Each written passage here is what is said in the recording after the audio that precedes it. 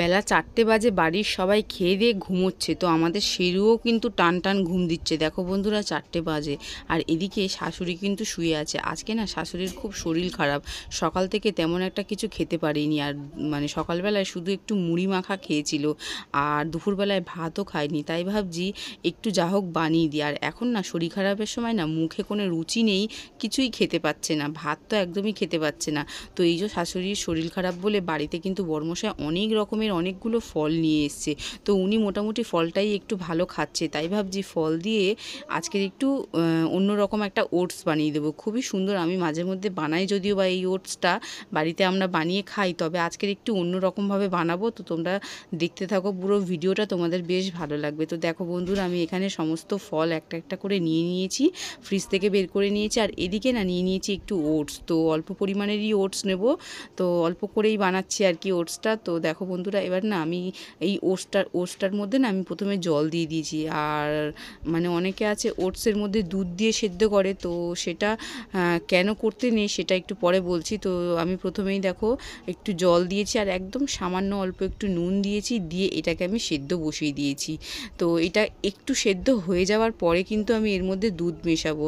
আর দুধ দিয়ে তোমরা যারা ওটসটাকে মানে একেবারে দিয়ে সেদ্ধ করো, তাদের ক্ষেত্রে বলছি, তারা কিন্তু ডাইরেক্ট দুধটা দিয়ে কিন্তু ওটসটা সেদ্ধ করবে না, আগে অল্প একটু জল দিয়ে ওটসটাকে সেদ্ধ করে নেবে। তার কারণ দুধ দিয়ে সেদ্ধ করলে না ওটসটা না ভালো মতন সেদ্ধ হয় না, আর সময়টাও কিন্তু অনেকটা লাগে। তো আমি কিন্তু এইভাবেই করি। প্রথমে দেখো বন্ধুরা, ওটসটাকে কিন্তু জল দিয়ে ভালো মতন একটু সেদ্ধ করে নিয়েছি। আর ওটস সেদ্ধ হতে কিন্তু বেশি সময় লাগে না আর কি, একদম মাত্র দেখো 2 মিনিটের মধ্যে আমার সেদ্ধ হয়ে গেছে।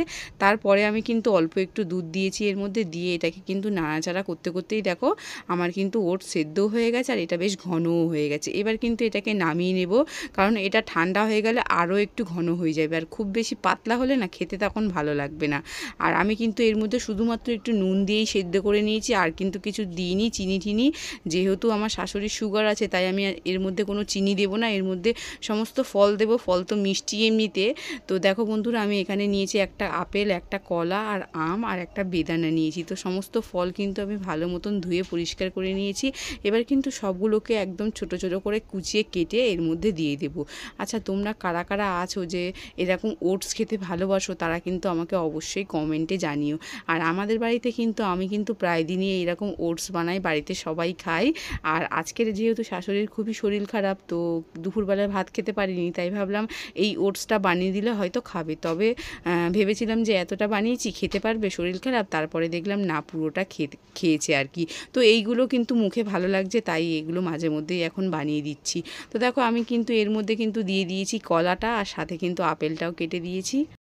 বর্মশাই এই আমটা নিয়ে এসেছিলো 2-3 দিন আগে, তবে আমটা আর খেয়ে দেখা হয়নি। আজকের আমটা একটু কাটলাম, একটু খেয়ে দেখলাম আমটা খুবই সুন্দর, আর দারুণ একটা ফ্লেভার বেরোচ্ছিলো আম থেকে, খুবই সুন্দর একটা গন্ধ বেরোচ্ছিলো। কী আম নামটা কিন্তু আমি জানি না।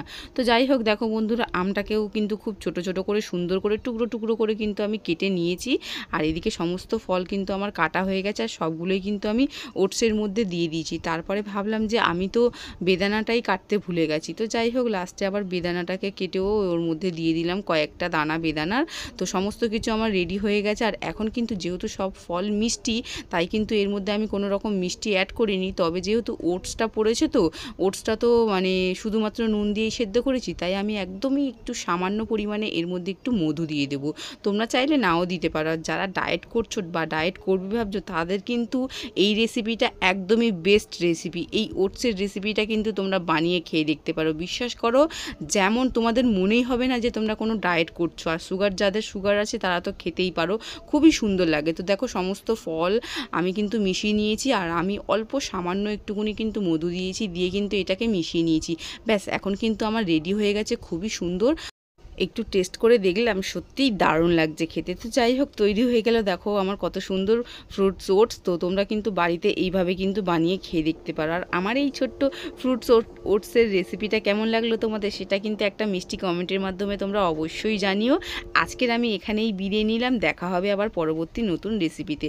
ততক্ষণ পর্যন্ত সবাই ভালো থেকো, সুস্থ থেকো। আর আমার এই মানে ইউটিউব চ্যানেলে কেউ যদি নতুন এসে থাকো, অবশ্যই কিন্তু চ্যানেলটাকে সাবস্ক্রাইব করে পাশে থেকো।